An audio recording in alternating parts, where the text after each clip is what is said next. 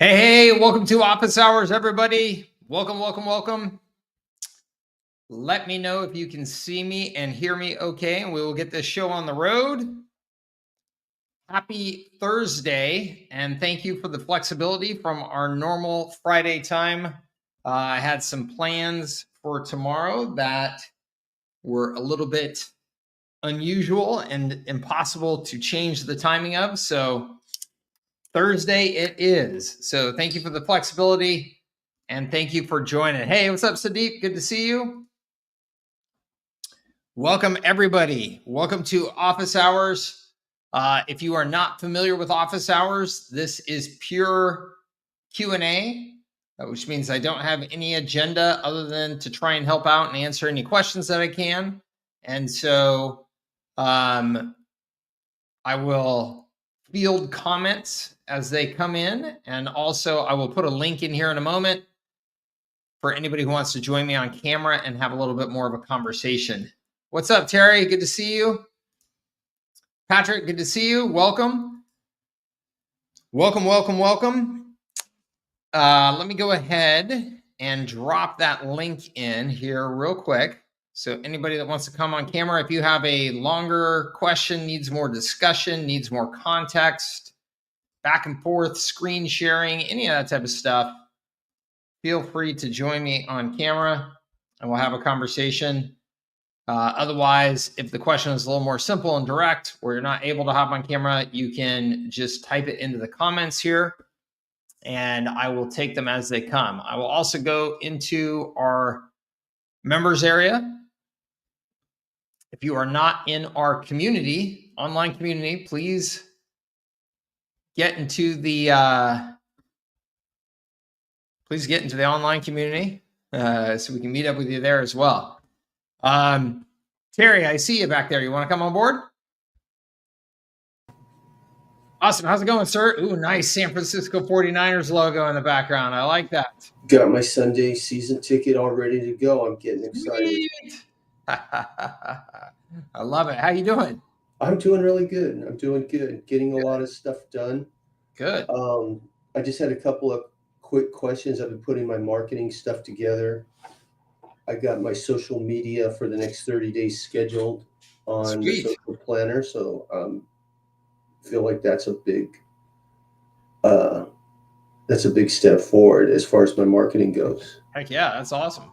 Yeah, so I used ChatGPT and I got a bunch of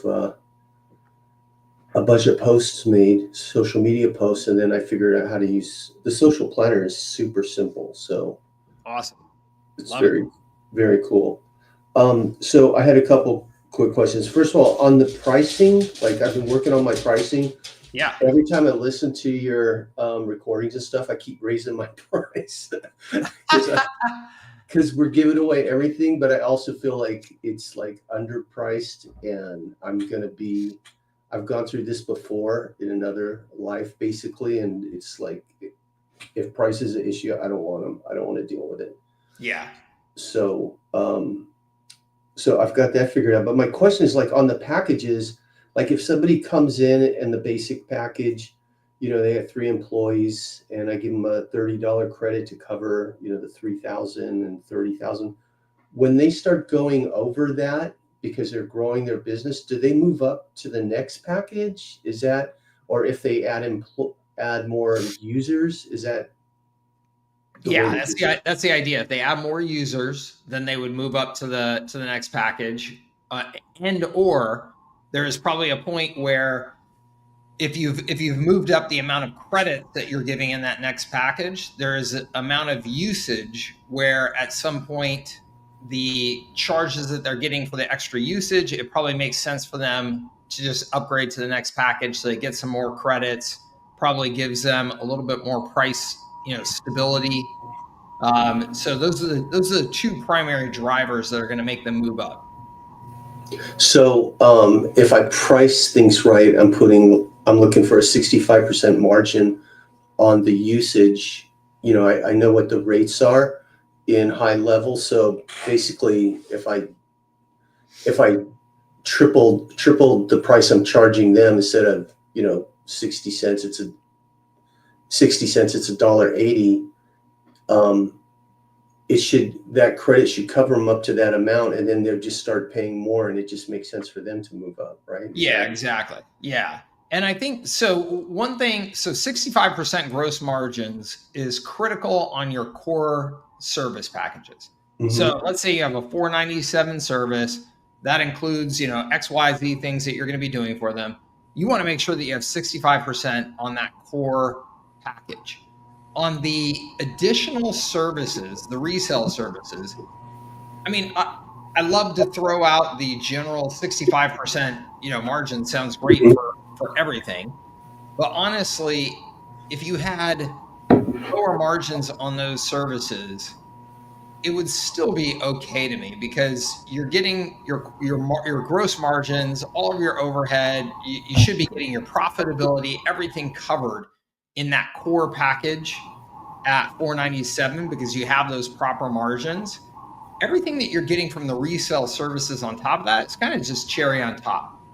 And so just make it a narrower margin just so I don't lose money on it. I'm not saying to do that either. I'm saying to use your judgment because there's one or two things that I want you to really keep in mind. One is, what are the competitive rates for those similar services elsewhere? So if somebody can look at just like an SMS tool, and SMS tools have their price per SMS listed publicly at this point, and they're very commoditized.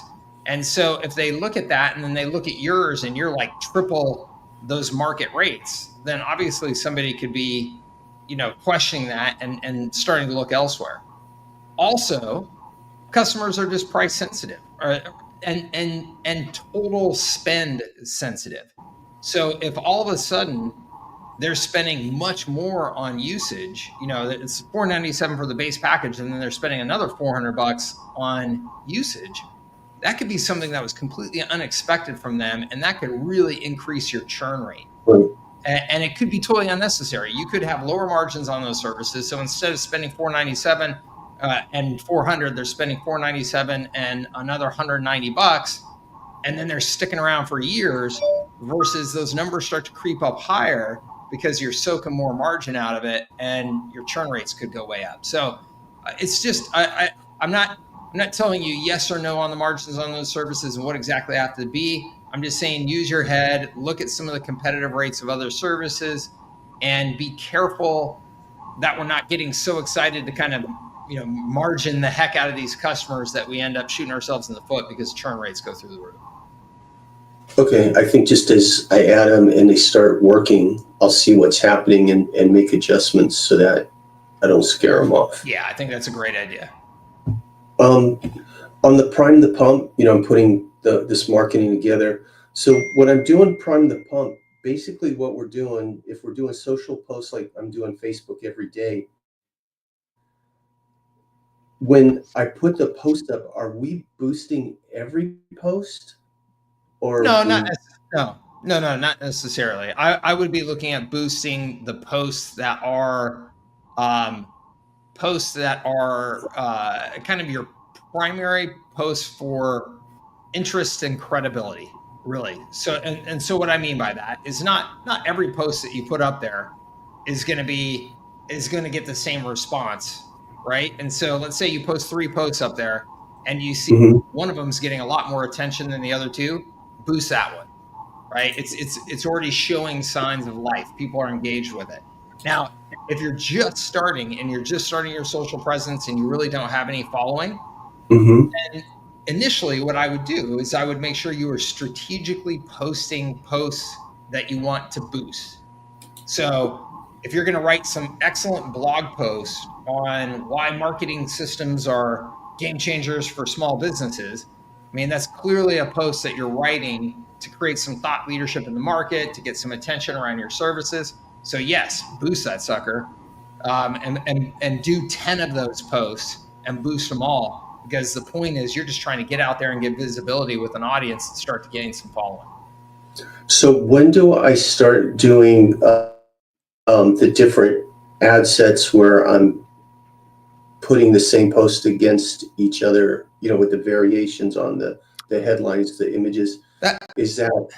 That's more like a call to action post or call to Okay. action ad. So if you're doing some sort of direct response ad where you're spending money to say, hey, book a call with me or download this lead magnet, then that's when you really want to test variations of images, copy, all of that, because you are spending money directly to get a reaction from people, a specific reaction. And so you really want to optimize that ad in hopes that you can continue to spend more and more on it to try and get as much out of it. Okay. And that's a separate campaign. Those are separate than campaign structure. the Yeah, prime the pump. the prime the pump. We're just trying to get audience and attention. We're really not overly concerned about, and not to say that we're not concerned about performance. We are, but I mean, I have video ads that I ran literally for 3 years, Terry, where I was just paying for the ad to get visibility for 3 years, and I could give a shit about the performance metrics on it. And the reason why is because I knew it was good branding. I knew it was good visibility. I just wanted that thing in front of as many people in my audience as I possibly could all day. Didn't really care how much it showed click through or lead generation or anything, because I know the value of, there's value to brand and visibility and repetition, not just how many leads did I directly get out of it, because that is still influencing how they perceive me overall. And then later they see an ad that isn't a direct response ad. Are they going to have higher likelihood to click on that ad after they've seen the video that I wanted to see? Of course they are, right? So, we've got to be willing to make an investment. This is one of the biggest mistakes that I made, and I share this with people over and over again because I think it's so important, is advertising is worth investing in even if you are not getting perfect performance metrics. Like, you should always be investing in getting visibility. Yes, we should be trying to optimize those performance metrics. And yes, the ones that do best, we want to put more of our money behind. But if there is a good thing to have out there, get it out there, regardless of whether it's got the optimal performance metrics or not. Make sense? Yeah, no, I totally get that. I mean, unless you're getting good or bad results, you're just flying blind. So I just boosted the first 3 days that I put up, and I could already see one is like doing way better than the other two. So yeah, and so look at all three. Try and see if there's anything that you notice that's obvious that would contribute to that. So now, as you create future posts, you can see if you can optimize them a little more in that direction. And then I would take the budget out of the first two, put some more pieces of content up there, and start boosting some more. And that one that's getting good metrics, I would let that run for a period of time until you see those metrics start to dip. do you think these social media posts they talk about like how to get 5-star reviews and automating and using our system? Do you think more general like that, or should I make a point of talking about the R6, that this is a system that's part of a larger system? In other words, just more generic to get attention. Yeah, but I mean, ideally at the end of those posts or whatever, or incorporated in those posts, you're mentioning review capture and posting is one of the X features of our core R6 system. That's great. So it's in there. You're presenting this. It's in the back of people's brains as they're reading this. This is part of a greater system, and there's more to it. But you don't need to overemphasize that. Okay.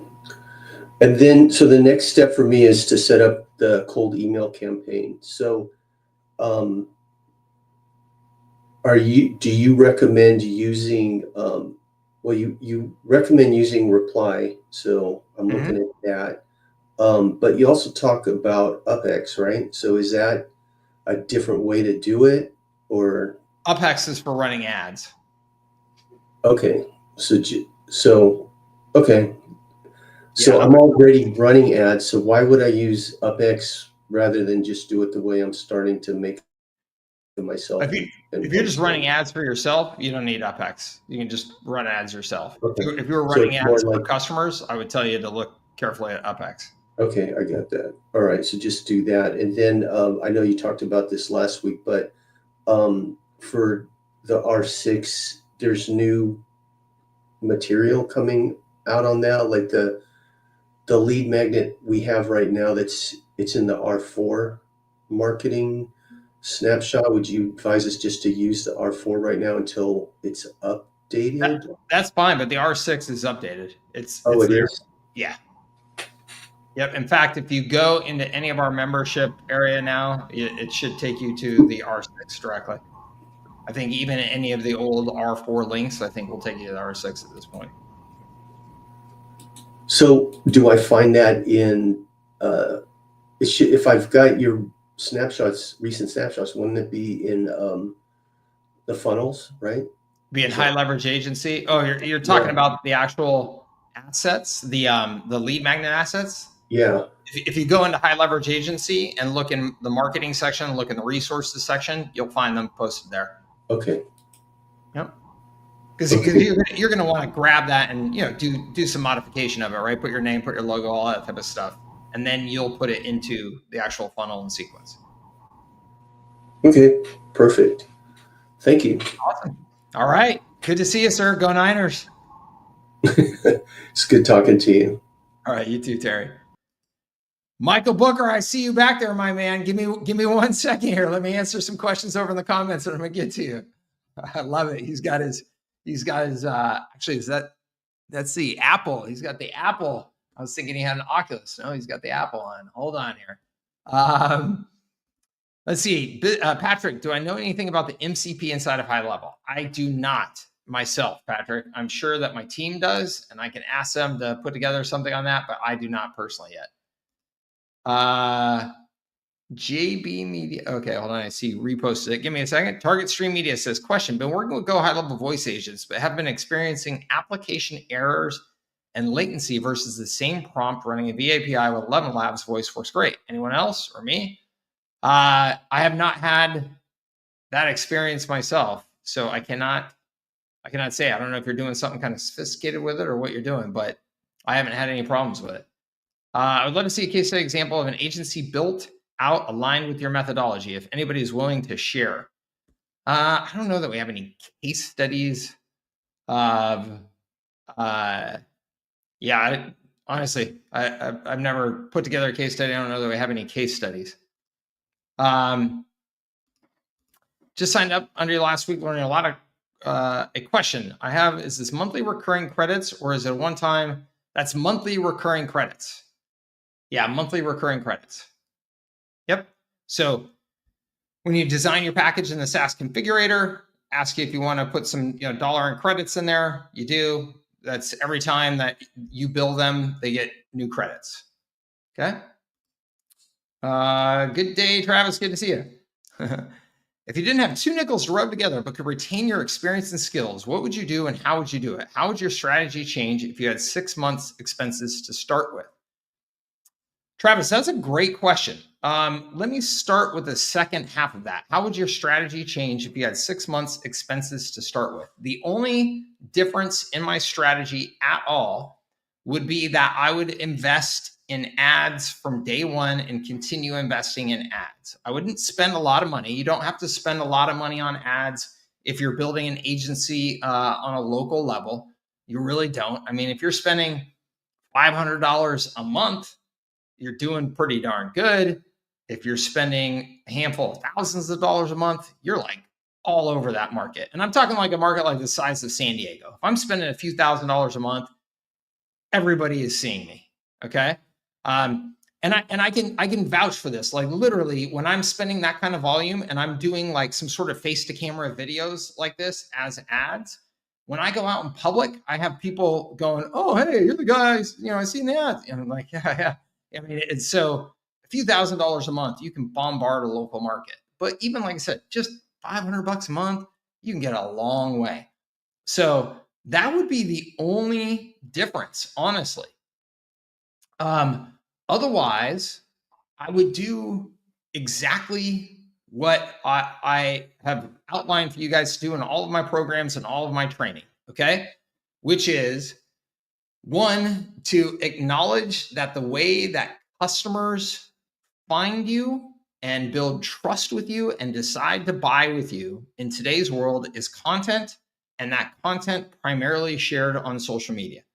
So you need to be creating content, distributing content, building up your brand, showing that you are trying to add value to your market through your content every day. Okay? That should be the number one focus of your ongoing marketing strategy, period. Okay? And then you will, if you can spend money on ads, as I said, the second part of your question, then you would boost that content. Just like we were talking to Terry about, it's like, hey, don't just rely on the algorithms, pulling you your audience. Actually invest in getting that content out so that your audience can see it. Okay. At the very beginning of all of this, let's say you spend a couple of hours a day on content and posting on social media. That leaves you the rest of the day that you can do all of the hustle stuff. Okay. And so by the hustle stuff, what I'm referring to is I've got a post outline for you in the training where your post essentially says, hey, I'm starting a new agency or starting a new business. This business is to provide marketing systems to small businesses. I'm very passionate about what we're doing and how we can help small businesses make more money, save time, build, have better lives. And if you know anybody that would like free help from me, free services from me in exchange for, a testimonial or case study, I'm looking for 5 businesses to help. Please put them in contact with me. Please share this post, so as many people see it as possible, right? I would send that out. I would put it as a social post. I would send out an email to all of my friends and contacts. And then I would, hopefully, right, we're getting some response from that. And then I would bend over backwards to do everything I could to add crazy amounts of value to that business for 30 days, 60 days, whatever you have to negotiate with them, with the intention, the trade-off being that at the end of that they're willing to be a testimonial, and that ideally they are going to become a long-term paid customer at your normal rates. Once you've done all your free stuff, once you've done all your bending over backwards to demonstrate value for them. Okay. So that's how you're going to get your handful of first customers. And then from there, again, content like crazy, sharing testimonials about those people, doing all that stuff and just going crazy with it. And then again, in that first 30, 60, 90 days in particular, cold calling, cold emailing, networking events, knocking on doors, whatever you have to do to create activity and get real conversations with real prospects to get feedback from them. Okay. That is exactly what I would do. And I would just hustle my tail off. and let me tell you, and this is the real thing that most people don't tell you because it's not sexy. It's going to take 90 days of doing that all day, every day, before you feel like you're making any progress, before you feel like, oh gosh, I actually have a pipeline of opportunities, right? And then you're going to close a couple deals and you're going to get some momentum, and then you got to keep going. And then you're going to close a handful of more deals. And then the next thing you know, and when I say the next thing you know, this could be 9 months into it. This could be a year into it. This could be 14 months into it, whatever it is. You get up to $10,000 a month recurring, and you get to you're signing on 3 or 4 new customers consistently every month at your core price points. You've got some upfront startup fee. And so, you're collecting some cash, you're getting some of those customers to prepay. So you're collecting some more cash. So even though the recurring revenue seems like maybe it's not stacking up quite as fast as you'd like, you're also getting some of this prepaid cash. And so you're collecting the $10,000 a month recurring revenue, but you're also collecting $10,000 a month in upfront payments and prepaid cash, things like that. And it starts to add up. And damn it, I should pull up the slide every single time to show you my numbers from my first business where I committed to a recurring revenue model. It was $65,000 in the first year. In the first year, I only did $65,000 in sales. Okay. And that was at a time where I could go get a job for, I just got my MBA. I had a bunch of experience. I could go and get a job for, who knows how many hundreds of thousands of dollars a year, right? I brought in 65 grand.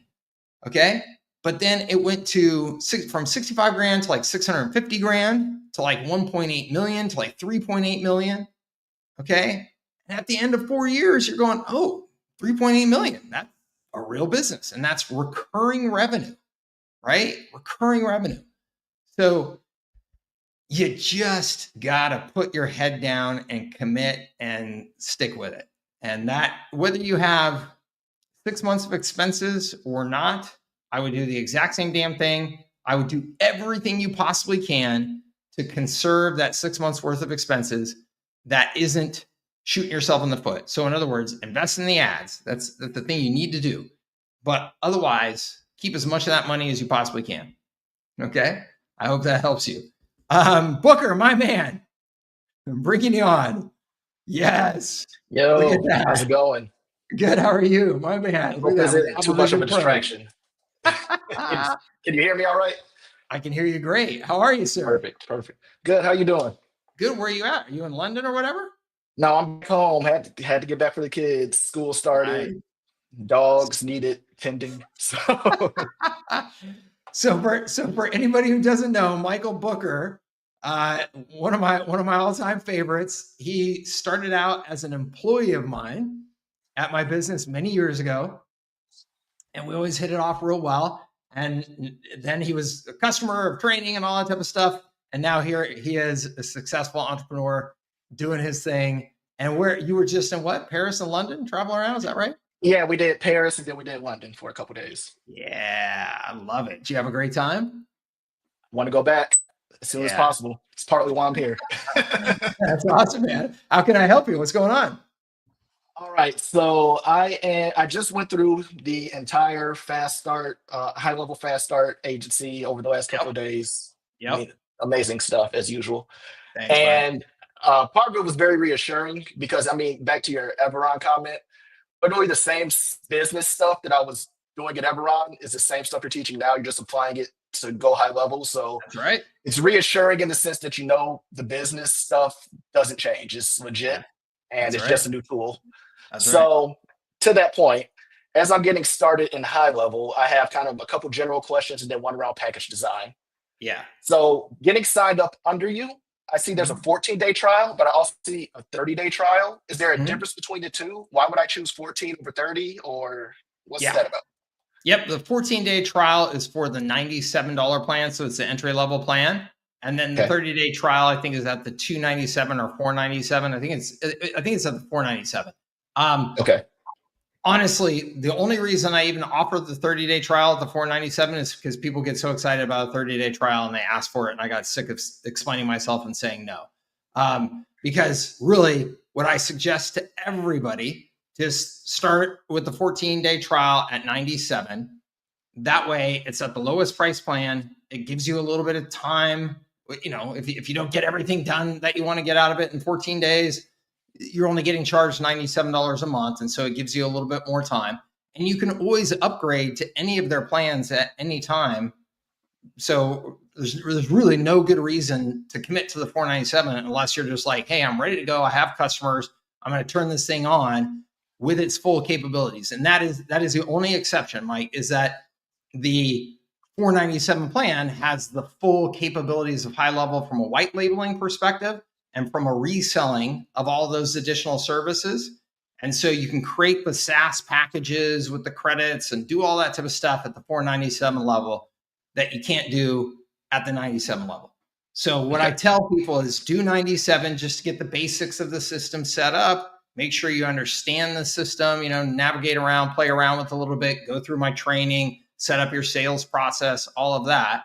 And then as soon as you're ready, that you're like, okay, I want to have the packages ready to go for customers, then you upgrade to the higher package. Perfect. All right. Next is around billing SMS and call credits. Now, I see that there was, I think you could pay per usage or there's a $97 a month unlimited. And that's just for AI. Okay. So with the normal plan, I could do the 1,500 SMS credits part of just $97 a month. Or would that be an additional charge on top of the $97 a month? So at the 90, hold on. I just want to make sure I'm answering the question. When you say at the $97 a month, you're referring to the AI 97 a month, or you're referring to the $97 a month high level plan that we were just talking about? No, so the high level plan. I'm trying to understand what my costs are going to be. So I'm going to sign up for 97 a month, and I'm going to start pitching somebody, and then they're going to pay me $497 a month. So with that $497 a month, that includes the $1,500, and I'm not going to have to pay any additional SS fees for that. That's packaged within that. No. Okay. I think I've confused you. So at $97 a month, you essentially cannot resell and mark up the SMS services and stuff like that. So you don't have at $97 a month, you don't have all of that capability from HighLevel. So you've got funnels, you got the ability to build websites, you got the CRM, you got all of that type of stuff. You don't have the ability to set up the SaaS packages with the full markup control and credit control and things like that on the resale packages. To get the full capability of that, you need to be at $497. To get a lot of the capability of it for a period of time and at less margin, you can do it at the $297. So you could kind of creep your way up there. At the 97, you won't be able to do that. So at the 97, like I said, you get the basic access to HighLevel to get everything set up and everything. But really, as soon as you are ready to get customers, you want to go to the 297 or 497. Okay. So that if I'm offering that SMS messaging feature, what was the exact name? Hold on. The SMS list building is a service. I would need to be on 297 or 497 for that. Yeah. Okay. Yeah. And then let me make sure you understand the whole $1,500 credits kind of thing. Okay. Because if you're looking at that from my service package that I put together, that demo service package that I show, that's just completely like an arbitrary example. I'm just suggesting to you that that's a way that you could do this. But let me just share my screen, Michael, real quick, and I'll show you what we're talking about here, because I want to make sure other people fully understand this as well, or else I'm going to cause some problems. Give me 1 second.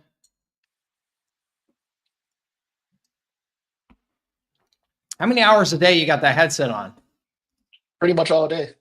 Stop for lunch. Helps me stay zoned in. I mean, I'm in Bora Bora right now, so I'm able to lock in when I'm with this. I love it. Okay, let me show you. Let me share my screen here on something. So you guys all heard Michael Booker worked for me. Ebron. So that's the first business, the IT services business that we then started a web services division that Michael Booker was in charge of, that we then, that became Kutenda, essentially. That was the inspiration for Kutenda, my marketing services business. So he was there in the good old days. You got to see all the things. And Michael, you got to see what a pain in the neck it was to do some of these things. So you more than anybody should understand the value of HighLevel. Okay. So here's what I'm referring to. So this, you can see the SaaS configurator. So this is the agency view when you're at the 497 plan to be able to configure your service packages and include resale credits. So let me just show you how that works real quick. So that 1,500 number that I was putting in there, like I said, that was kind of just an arbitrary thing. So let's go, let's just say that we want to offer this at 97 a month, 97 a year. And then you can see right here, we go into edit details. And here's just the name, all that. And then we go into pricing. Right here, you can limit the number of users at this plan. So that's the way we can scale up based on usage. You could also limit the number of contacts they have in the account. I'm not a big fan of that. And then you can determine what features you're going to have in here. And then you can see these add-ons. So you've got AI employee right here, and that's where you have that $97 flat fee option. So you can do that. You also have WordPress hosting, WhatsApp, mobile app. You got all these things that you can offer at the 497. And then you can do a trial period. And then right here, you've got these credits. So you can add one-time or recurring credits for your clients. And then you can see, you can click here to do one time. Right here, you can do recurring. You can do rollover if you want to. I'm not a big fan of rollover. I don't recommend it. But let's say that you say, okay, at the $97 plan, I'm going to give them $20 in credits. Well, what does $20 get you? And then that's where you go over here to rebilling. And rebilling is where you determine what the charge is going to be to your customers for all of these types of services. And they're all different, right? Phone costs, what is it? Let's just look right here. 14 cents a minute. 1.4 cents a minute is what you are getting charged as an agency by HighLevel when your customer makes calls. And then because of the markup I have here set at 3 times, we are charging them at 4.2 cents a minute. And so you can see right here, $10 will give you about 240 minutes. So this is telling you roughly that credit, if you just took this and multiplied it by 2, they're saying for that $20 credit, your customer would get close to 500 minutes of calls, outbound calls. Okay. And then if you did it email, that's going to be at a different rate. If you did it at content AI, that's at a different rate. If you did it at, there's workflow premium features, conversation and voice right here, WhatsApp. So you've got all this stuff in here that you can offer and that you can mark up. And then that's going to determine how much that $20 in credits gets your customer. But the important thing to understand here is you don't know for sure what it's going to get them. You're essentially giving them estimates because one customer may use a ton of email and no SMS. And so because email and SMS are at different rates, they're going to get different volumes of usage out of that credit that you gave them. Does that make sense? Yeah. Cool. So I just want to make sure that that's clear, that when I say that 1,500, SMS credit type of thing, that's just you giving them an estimate, and that estimate is based off of, or the reality will be then based off of how they actually use the system. Yeah, that's fine. I mean, I'm not trying to. Only reason I ran with that number is in one of the videos you're saying don't overthink the packages. If you need something, just take this. So that's what I'm doing. Yep. I'm not trying to, because I caught myself overthinking it, and I started. And it was another good point that you said was find one kind of guru and stick to it. Because I started looking at something else about website builder and HighLevel, and their methodology was completely different than what you were saying, and then it started just clouding my mind even more. So I just threw it all out, deep diving into this. So to that point, in that video I was watching, you mentioned just offering the full capabilities of the system for a price instead of trying to just piece out different items, just give them everything. But then as I went into the AI training, I saw, I believe it was either AI voice or conversation AI. You had kind of a full silo of services built out for that alone. I mean, so I was just going to offer a $497 package, but then I saw you were offering $97, $297, $497 on AI conversation AI by itself. Mm-hmm. So how are you breaking that up? Are you giving them like a surface level offering of conversation AI within the total package versus a dedicated conversation AI package? Good question. Okay. So when I say give them everything at the one price, I just want to make sure again that I clarify that for everybody. I'm saying give them everything in your core system for one price. So don't confuse them with feature nickel and diming, right? Like just establish your fair price for all these things. I'm not saying that everything in HighLevel has to be included in your core service package. I'm not saying that. So you still may decide strategically, hey, I'm not offering funnels, or I'm not offering AI, or I'm not offering whatever. I'm just offering these things in my core packages. But just make it really easy to understand and sign up for those core packages. So whatever it is, just say, here it is at the flat fee. Again, that doesn't mean that we couldn't offer something different or that we are removing certain features from our core package. You absolutely can.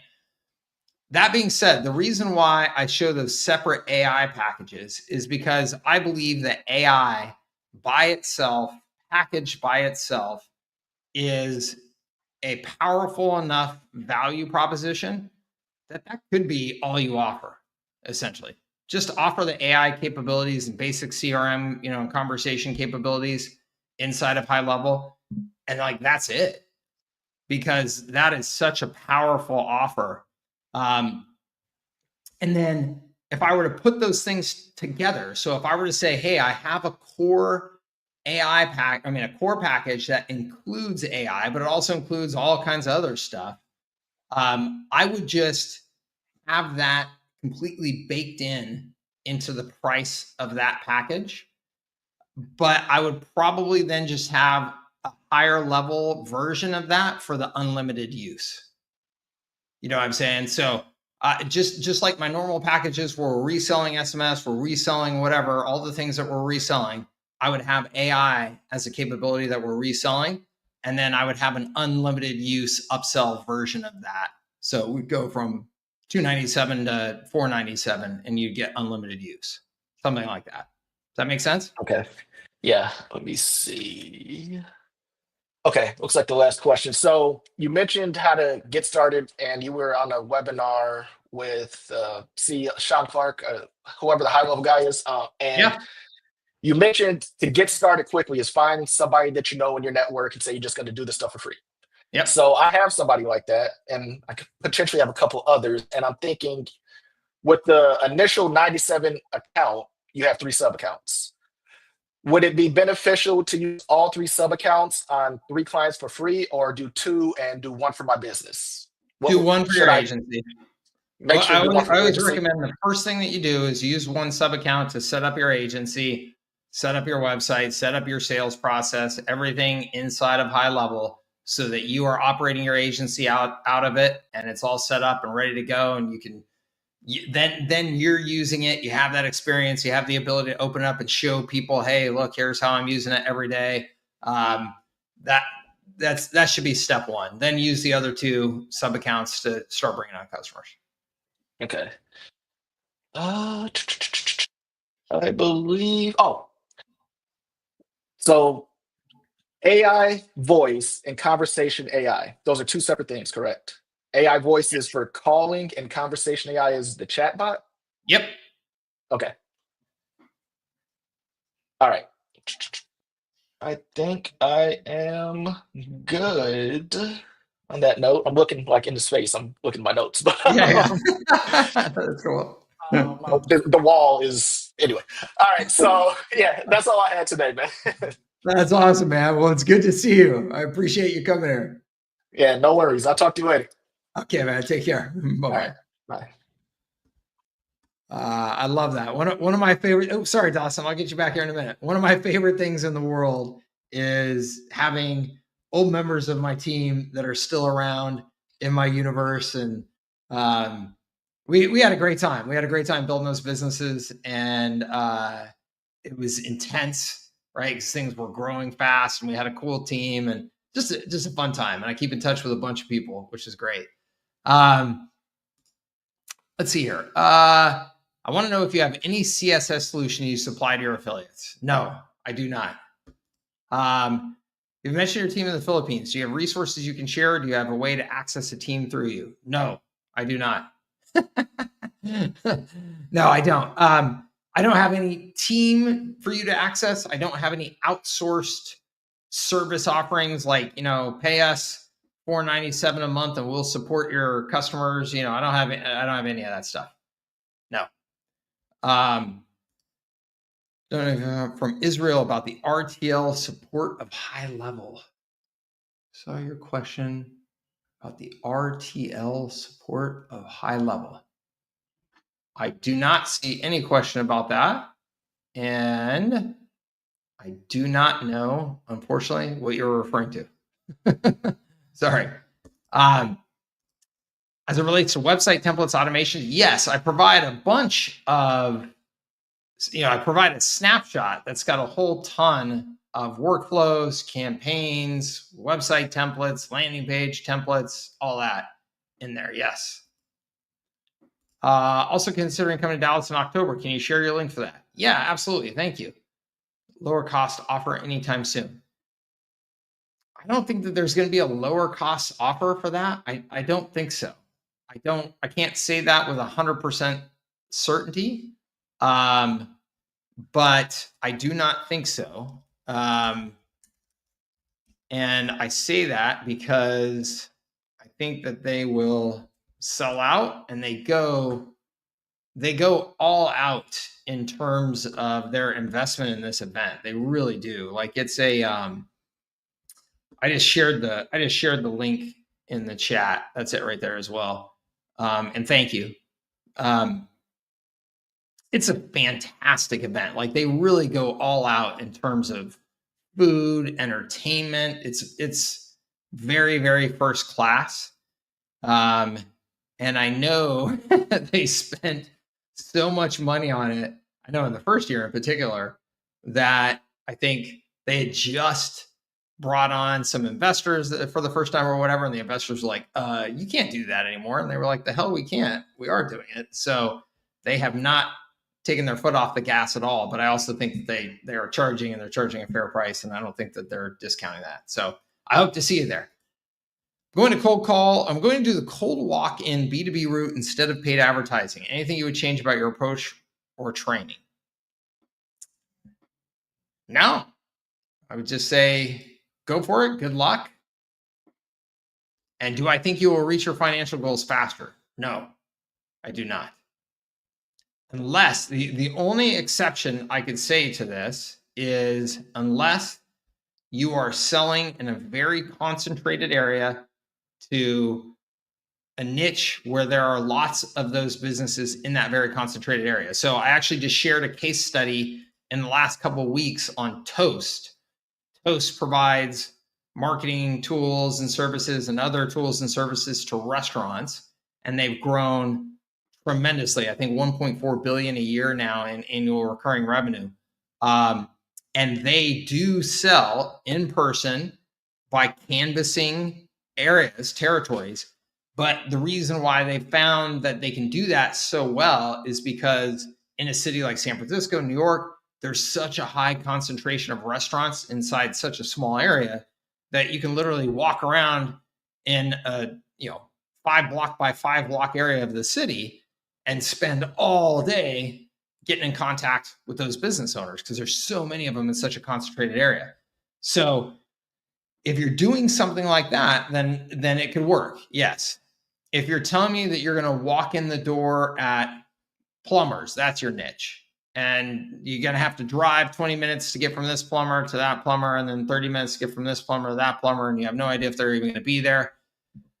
No, I'm not saying not to do it, because if that's something that you're comfortable with and you can get in there and get some conversations going and get to know some people, I think that that's valuable.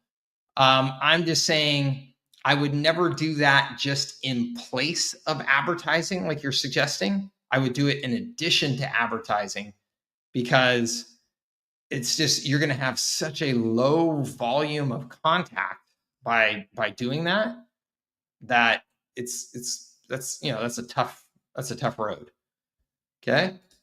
Reese says, what are some ways I can break down my own trust barriers when it comes to hiring someone on Fiverr, et cetera? How do I trust giving them my Go HighLevel account login details? That's a great question, Reese. And here is what I have done for 15 years now. And I recommend that everybody does this. I hire 3 people at a time, and I give them a test job. Okay. I give them very specific instructions. I pay them for it. I'm not trying to get free work out of them. Don't try and do that. They need to earn a living too. But just give them some low dollar job and hire 3 of them and tell them, hey, what we're doing is we're looking for somebody to add for consistent ongoing work for our team. And here is the, here's how we're doing it. We're going to give you some work here over the next 30 days. And then based on your performance on that work, we're going to determine who we're actually adding to the team. You are one of 3 people that we're giving work to. And so that makes them understand, hey, they're interviewing, right? And so you can start to see some of the work that they're going to do. You're going to start to see, can they communicate effectively? Do they disappear on you? Any of those red flags, you just automatically get rid of them. And any red flags, they're just done, right? Because they're obviously not looking at it like a real opportunity. So then at the end of that 30 days, you should have somebody, Reese, that they're like, okay, this is somebody that I can work with. Okay.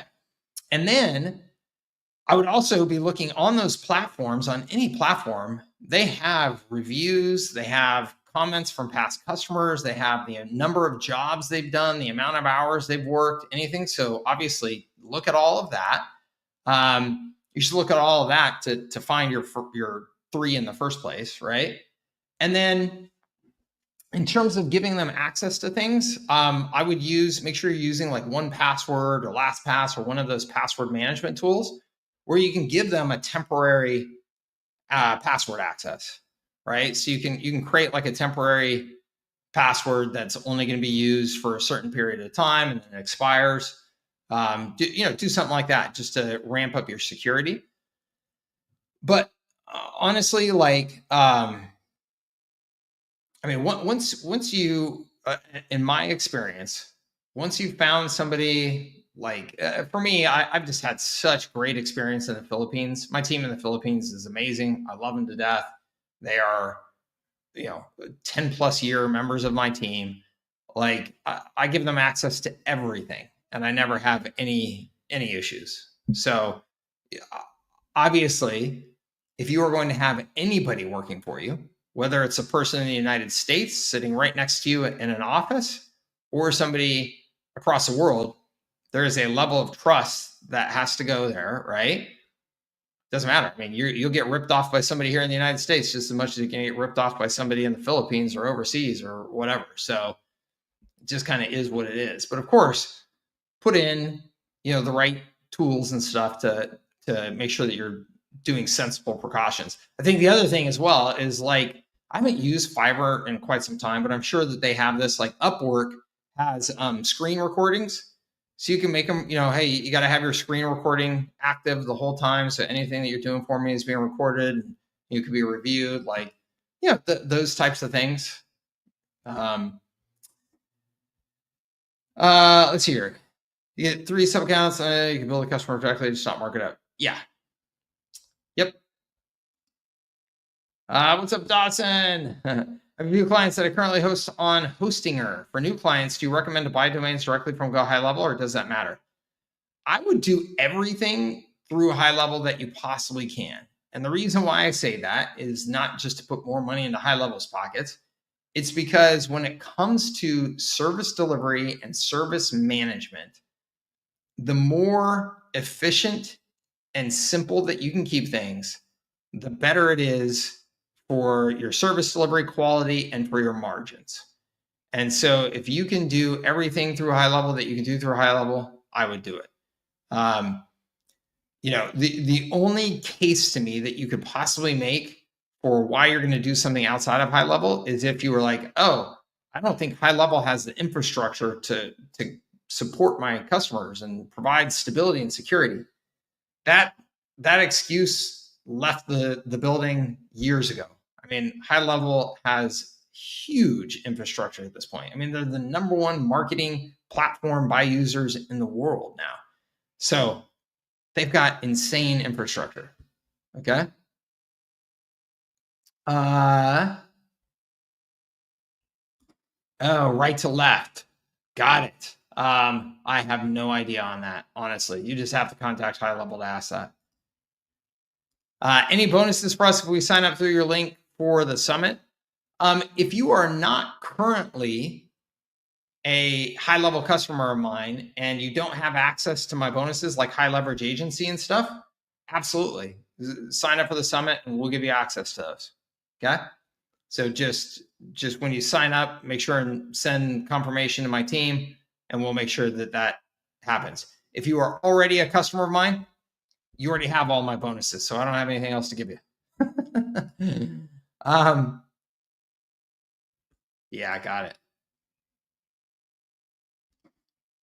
Awesome. Cool, Reese. Dawson, my man. How's it going, sir? Oh, can't hear you. Oh, hey, it's going good. Good to see you. Eagles are way better, by the way. I was just gonna say we need to get a different hat for you. Yeah, I'll turn it around. What is the key to writing a good blog post?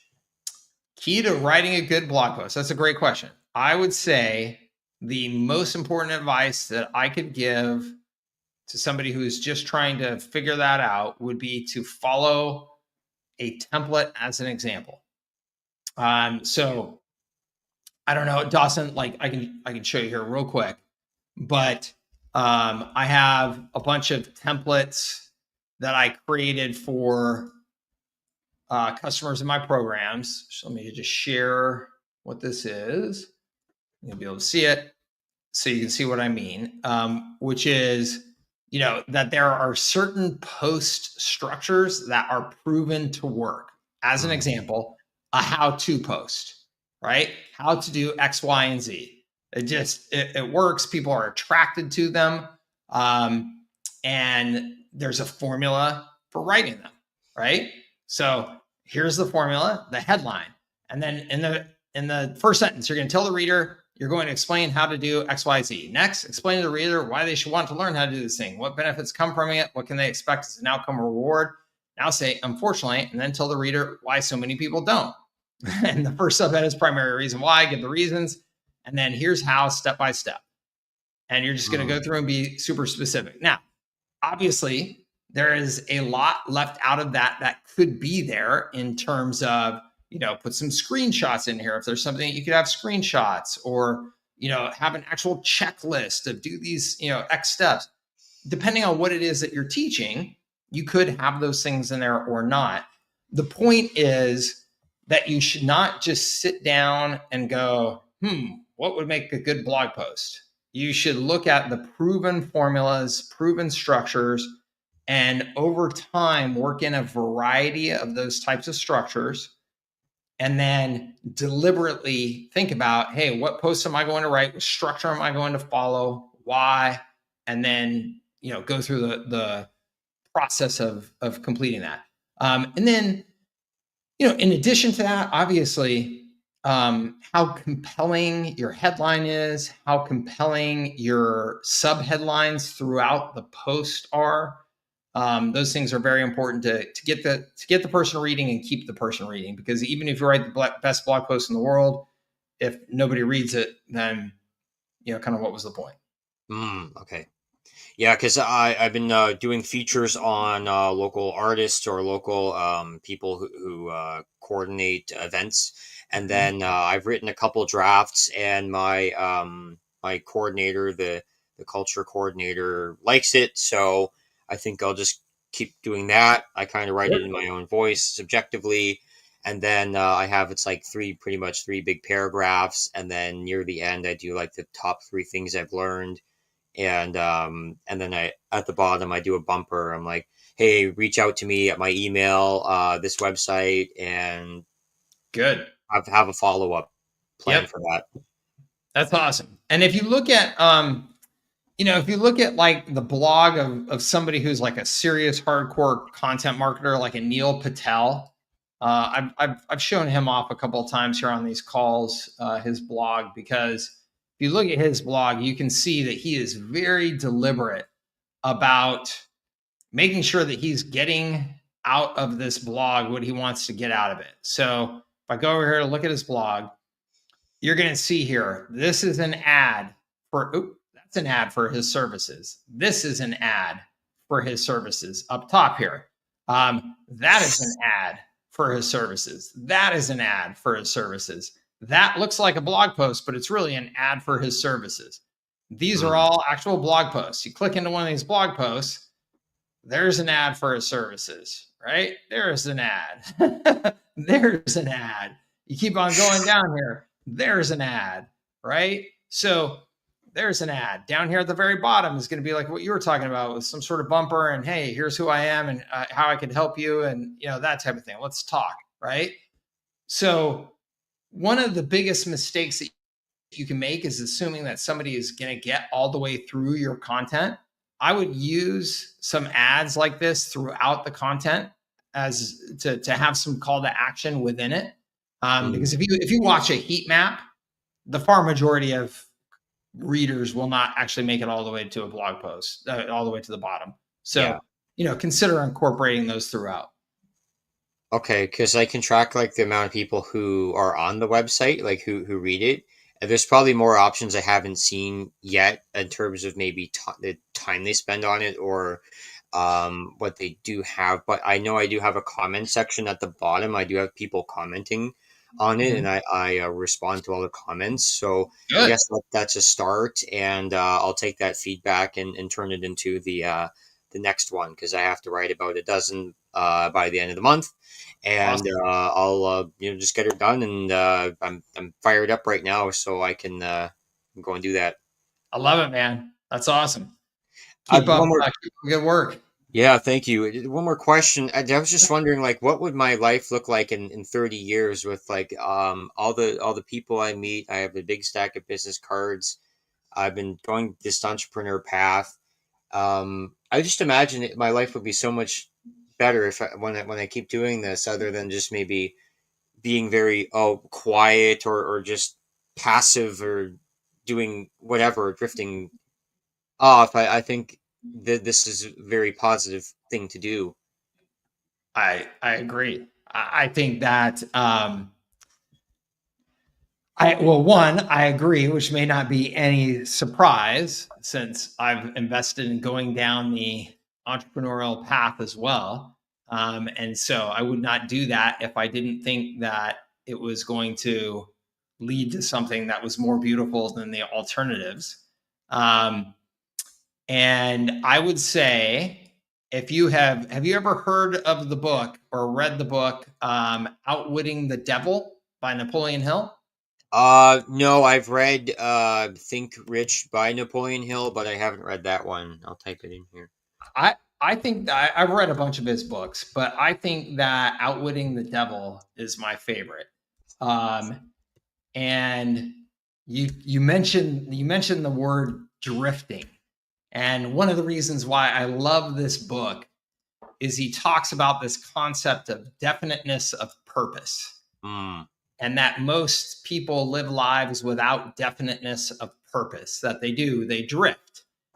And instead, people who accomplish things or build the kind of life that they ultimately want and are proud of have definiteness of purpose. They decide, here is what I want, here is how I'm going to achieve it, and they commit to going. And I think that it is one of the most important characteristics that you can possibly have if you want to give yourself the chance of ensuring the kind of life that you aspire to. And then I think that the other part of that is so important, and I love to hear you thinking about it 30 years down the road like that, Dawson, is you've got to create a beautiful vision for yourself. I mean, what's the point if you're not going to create a beautiful vision of what you're aiming towards? What's gonna get you out of bed and get excited? So create that beautiful vision so that when you're thinking about the things that you're doing every day and the hard work that you're putting in and sacrifices that you'll be making along the way, that it's for a reason. It's for that beautiful vision. That's what's going to keep you getting up and hard charging and motivated and excited. And the reality is 30 years from now, holy smokes, man. I mean, we are going through the biggest period of accelerated change that humanity has ever seen. And 30 years from now is a wild place where anything is possible. I mean, literally, right? So yeah, make it beautiful, make it something exciting to you that you get up and want to run through walls for. Yeah, just like the IAMS cat. The what? The IAMS cat. If you see the commercial for cat food, when the cat hears the food, he'll just run straight through the wall. I love it. Yes, just like the IAMS cat does. Okay, so I'll write the blog post. I attention to detail. I got the big picture too. I'm in the right environment with the right people, and I'm gonna go for it. I love it, bud. I love it. It's Okay, great to see you. Have a good one, man. thanks. See you later. Bye. All right. All right, everybody. It looks like the questions are petering out here. So we're going to get going. Hold on. I see reset. I start a lawn mowing gig from scratch, running it through Go High Level. Awesome. I love that. That's it. Love that. Mentioning a software for content repurposing. You need to drop a list of all the tools you use. Oh, well, I can show you. If you go to leverage.com, my other website that I don't really promote right now, but we'll probably be back at it here pretty quick. Hold on, let me just share it. This has got, man, it is outdated though, but let me just share. It's got HighLevel, ConvertBox, which I don't use anymore because of HighLevel. Don't use ThriveCart anymore because of HighLevel. Don't use Teachable anymore because of HighLevel or ConvertKit. I still use ClickMagick every day. This is like a Swiss Army knife tool of mine. I don't know how anybody lives working on the internet without it. I love it. So HighLevel, ClickMagick, UpViral, not anymore really. Designer, I mean, I use it, but Designer, yes, from Paul Clifford. But this is not up to date with the content marketing stuff. Let me show you my favorite content marketing tools real quick. By far is Descript. This is, man, do I love this platform. It has made, oh, I think I gotta log in. Yeah, it has, as you can see here, I've got all of my video that I've ever created in here. It's incredible. And let me just show you. So this is the YouTube video that I did just recently. And I can take this, and this is why this thing is like really a Swiss Army knife tool for content. Okay, so I've got this saying it automatically transcribes my video into text, and I can automatically grab and change any of this text and do anything I want so easily. But then let's just say I want to go over here to these AI tools, and you can see this: edit for clarity, studio sound, remove filler words, change my eye contact, give me a green screen. I can do all that stuff. But look at this: draft a blog post. So if I wanted a blog post out of this, I just click draft a blog post, and I can put in some examples. I can give some custom instructions, but I don't have to. I can just hit submit, and this thing is now writing a blog post for me based on the content of this video. So, and then you probably saw there also what it was giving me the option to do is create social posts from it. So I can just do all of that so easily that it's magic, right? It really is. And the video editing on this is so simple, so cool. So that would be my number one resource to share with you from a content. Like literally, if I were to tell you the 3 pieces of software that have changed my life, HighLevel, ClickMagick, and Descript. Those 3 pieces of software, I am as big of a raving fan of those 3 pieces of software as you will find on this planet. So I hope that helps you. Reese. Oh, awesome. I'm glad you could join me. Absolutely. Thank you, sir. Yeah, I love it. Yeah. I think it's a great model, Reese, what you're doing. Like actually building your business as an example. It's going to make you so much more confident and capable when it comes to selling to other businesses like yours. You're going to stand out for sure. Okay.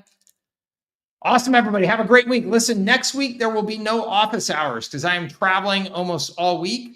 So we'll get back at it the week after that. So I'm glad you could join me here today. I hope this was helpful for you. Thank you so much for being a part of my community. Thank you for your business.